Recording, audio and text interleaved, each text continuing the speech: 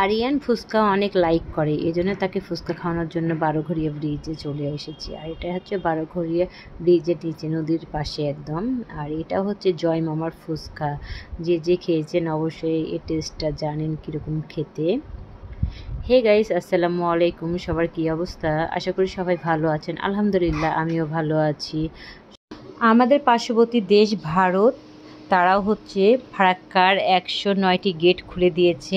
আর এটার জন্য সবাই আর কি আশঙ্কা করতেছে যে আমাদের চাঁপাইনবাবগঞ্জে বন্যা হতে পারে, যেহেতু বাংলাদেশের ফেনী, নোয়াখালী, কুমিল্লা এই 3টা জায়গার অবস্থা অনেক ভয়াবহ খারাপ বন্যার কারণে। আর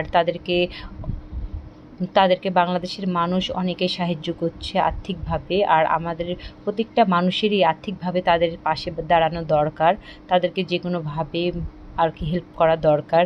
যাই হোক, আমরা যেহেতু চাঁপাইনবাবগঞ্জে বাস করি, আর সবাই বলতেছে যে চাঁপাইনবাবগঞ্জে পানি বাড়ছে নদীতে, বন্যার আশঙ্কা করতেছে। আর এটা হচ্ছে টোল ঘর চাঁপাইনবাবগঞ্জের এই ব্রিজে, বারোঘড়িয়া ব্রিজে গেলে আর কি সবাইকে টোল দিতে হইতো।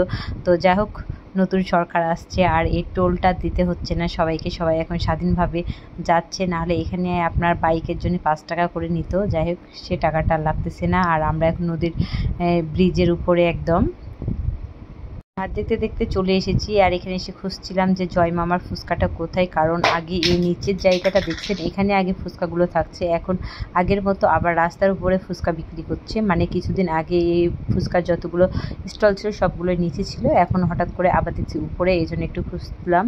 তো যা পাইছি, এখন আমরা ফুচকার অর্ডার দিয়ে বসে আছি।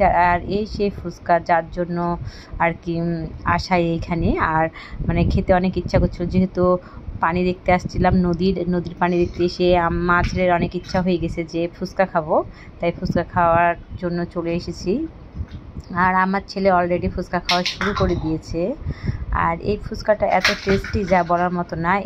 নদীর ধারে সবাই বড়শি দিয়ে মাছ ধরছিল, আর এটা দেখে আমার তো অনেক ইচ্ছা করছিল যে আমিও মাছ ধরবো, কিন্তু আসলে সন্ধ্যা হয়ে গিয়েছিল। মানে বাসা থেকে বের হতে হতে একটু পরে আমরা আসছি, তার একটু পরে আজান শুরু হয়ে গেছে, আর এই জন্যে মাছ ধরা হয় নাই। তো নেক্সট টাইম অবশ্যই আসবো আর মাছ ধরবো। আর আরিয়ান ঘুরতে অনেক লাইক করে, সে প্রত্যেকদিন বিকালে ওর পাপার সঙ্গে ঘুরতে যায়।